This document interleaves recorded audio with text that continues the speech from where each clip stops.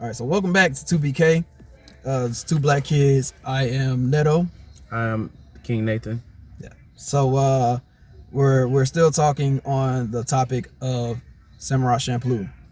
Yeah, this is a very, very, very, very, very heartwarming um, entity of ours. It's like, if you're a master's student and you're like preparing your thesis and you've been like doing it for a long time, even though it finally comes to a point to where you have to put it out, you're still not fully ready because this is something that's special and dear to you. So that's the same thing with us. It took us a while to get to here, but it's like our baby. So, and I'm pretty sure it's like that for you guys out there too, like a lot of y'all. So Yeah, so we're gonna jump right into it. So as we're closing out the topic of Samurai Champloo, we're gonna get into like the history of it, like what it meant to us and stuff like that. So the purpose of this podcast, or the purpose of this channel, is to basically talk about the perspective of life, just different events from like anime, music, whatever it is, from the perspective of two black kids. So, and we speak for like the black sheep in the world, meaning like whether you was the child that was like singled out, or like the the friend, or outcasts, the just people that were always outcast. labeled as weird and just different. This Yeah. this is what we've been subjected to a lot coming up, and so we really came together and thought that we would speak on things that we've experienced, and also like some things that have helped us be able to cope with stuff like that. So so on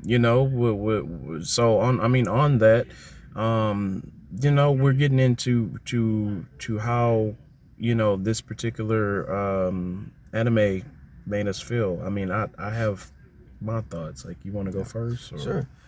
Well, I'm gonna start like about what time, like how old were you when it came out? Like, I remember me first getting into anime. It hopped on Tsunami late night when I would just be up, and like South Park was like getting boring to me. So I think one of my first animes I actually got into, and let me know if you feel this, was Case Closed. It was one of my favorite animes because it was directed towards kids, like young kids, and I felt like, oh shit, a young kid can be smart, even though he was an older kid trapped in a young kid's body. He can be smart. He can empower other kids, to be, to feel like they mean something in this world, and rather than being at home playing video games, stuff like that, they're actually going solving cases and stuff like that. So I'm not sure. Oh, there was this other anime. There was this OVA that came out called Read or Die, and they were produced by the same company as Samurai Champloo, I think. So there was this intro that would come on, and I'm never really sure because back then you couldn't really check the guide or anything like that, so I couldn't see what was coming on. But there were, like, when that came on, I forgot the company name, but like I didn't know if it was going to be Read or Die again, or if it was going to, like, what it was going to be. And out of nowhere, this beat drops, and it's a cold ass beat, like a pre-lo-fi beat, and it's Nujabes with Shingo too. And so it's Samurai Champloo, and I'm like, what the hell is this? And then like I started seeing, how the first lyric go, cuts through flesh and bone, so I'm like, oh, like dope. And I'm seeing samurai stuff, so I'm like, yeah. And like I remember that when it, like, I don't know if it was when it first aired, but I remember the first time I watched it, I can't remember how old I was. I was like maybe like 10 or something like that, 8 or 10 or something like that. And I fell in love with it ever since. Like the dialogue, the action, the style of it, everything was just great.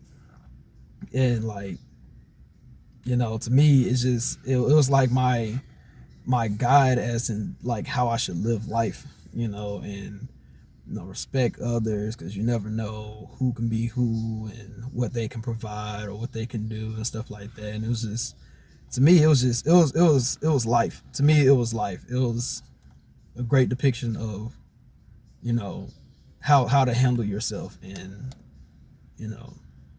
But yeah, as for you, Okay, so Samurai Champloo, the original run was from 2004 to about 2005, with that like 26 episodes in there. So around that time, I was about 11. So I really never had cable until like later, so I would always have to go to my cousin's house or like my friend's house to watch it.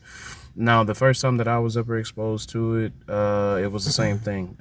It was just randomly like was on TV one day, and the music instantly caught me. However, I really didn't get to watch it consistently and actually start to develop like true feelings for it until like a few years later. So that was approximately maybe I was about like 15, 16, and it's because, like internet was more abundant, and so I really had time. So anyways, when I first started watching it again and like reconnected with it those years later, I was like, wait a minute, this is that time when I was at my cousin's house and I first like saw it on there. So for me, kind of to like, echo what you're saying, when I first, the reason why I gravitated especially towards Mugen first is that it was awesome to see that color variation of someone, especially coming from I was exposed to like a lot of music and stuff which was on my own doing, which I had to find, but predominantly coming from like a household that like played hip-hop music, like because of my dad. So that's automatically in me, and so to see that on screen and to mimic the movements, the swagger, like the style, to be synonymous with hip hop was something that was very big for me. Also, another thing was seeing Mugen with his hair the way it was. Like when I was growing up, like I really did like to have my hair long, and it was like afro, but I didn't have anything around me that like represented that and made me feel like, oh yeah, this is cool. Like there was a point in time, and this is like really real, but I actually like I would make statements like, oh my God, I hate my hair. I hate black people hair. Like I literally said that, and it's not just because it's from somebody else, but it's just that's what's happened. So when I saw Mugen with his hair flowing the way it did, I was like, oh my God, I have this naturally. There are people that have to go through certain like chemicals and processes and stuff in order to get this. So seeing that and seeing how like his story about just being alone and how he had to like fight in order to survive, and how he, but also showing the depths of how he looks after those that he comes in contact with, like I felt like that was me, because like I'm a type of person that like I do all I can and then some for people, but I still feel alone at times. And so to see him be able to rise above that and to not let that take him down and like put him into a corner, that really gave me the inspiration, like, yo, whatever I'm dealing with, what would Mugen do? You know what I'm saying? Like use that strength and use that inspiration in order to overcome that. And then also just in general, Gene's calmness, his demeanor of how he goes about life.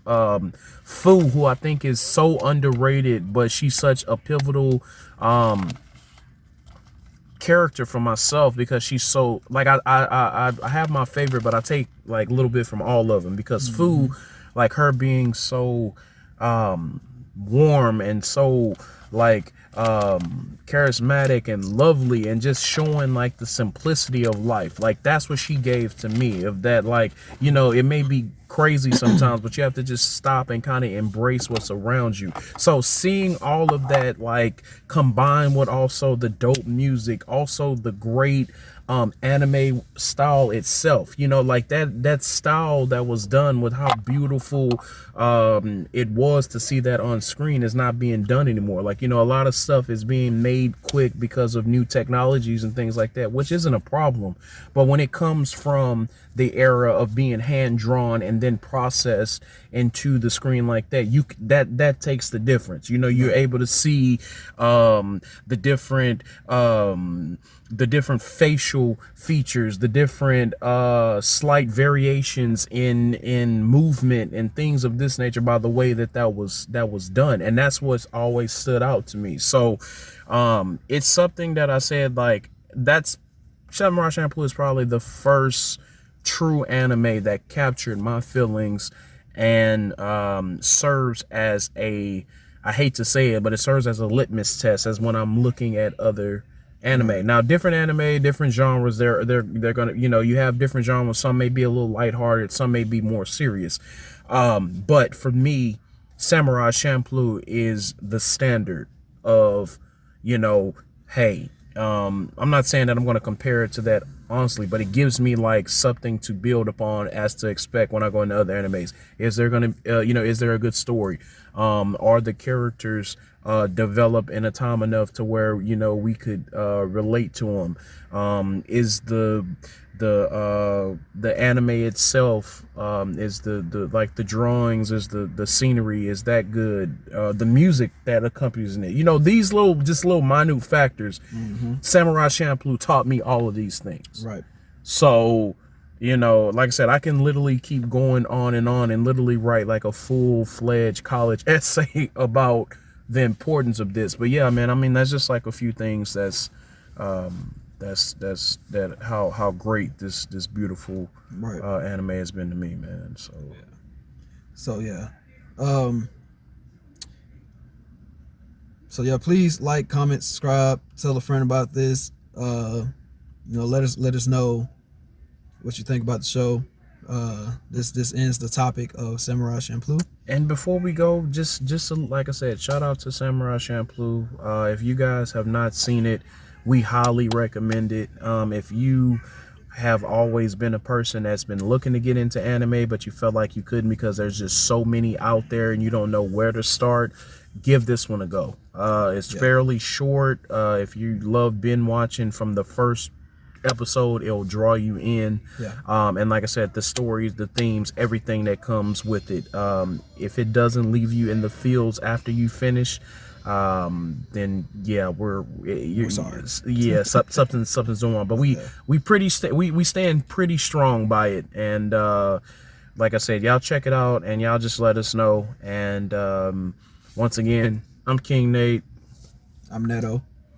This is us. We signing off.